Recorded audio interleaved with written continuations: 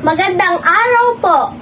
Ako po si Adam Clay Nalalacron, kasama si Dexter Peñano at Rafaela Garcia ay narito upang mabigyan ng wastong impormasyon sa sunog at kalamidad. Enjoy watching!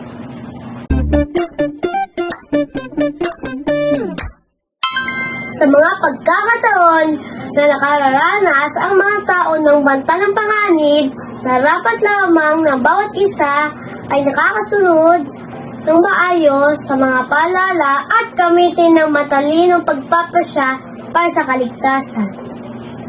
Narito ang ilang paalala para sa kaligtasan sa sunog. Huwag natin paglaruan ng posporo at lighter.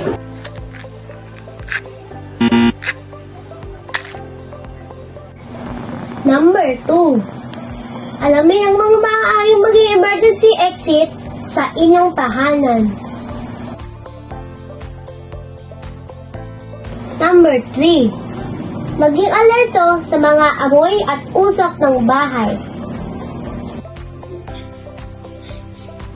Number 4. Kung sakaling magkaroon ng sunog, huwag magtago sa bahay. Sikaping makalabas agad at makalayo sa sunog.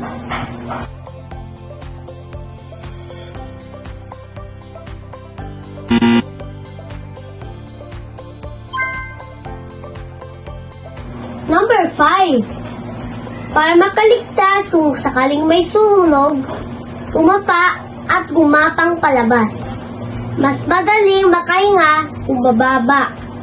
Humanap ng pinto na madaling makakalabas ng bahay.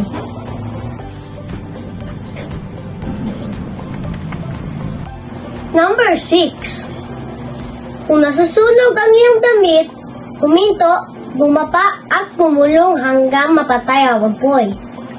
Sumigaw at humingi ng tulong.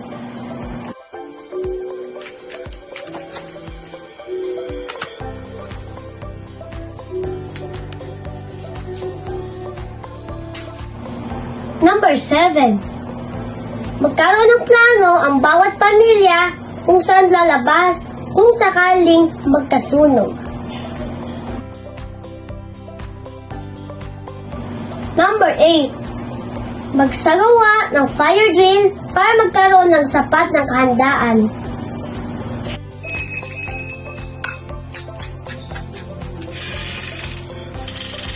Number 9. Pag-usapan kung saan magkikita-kita sa labas ng bahay. Huwag na huwag bumalik sa nasusunog na bahay. Kung may naiwang tao sa bahay, ipagbigay alam agad sa mga bumbero. Kung sakaling magkakasunog, lalabas tayo dito ha.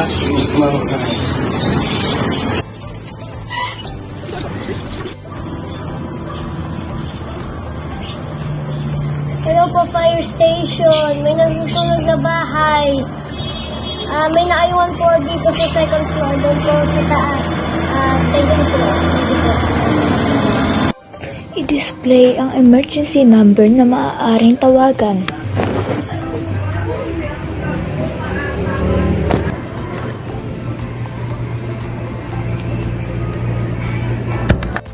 At dito po nagtatapos ang aming video. Sana po ay marami kayong natutunan. Tandaan, mahalaga ang buhay ng bawat isa.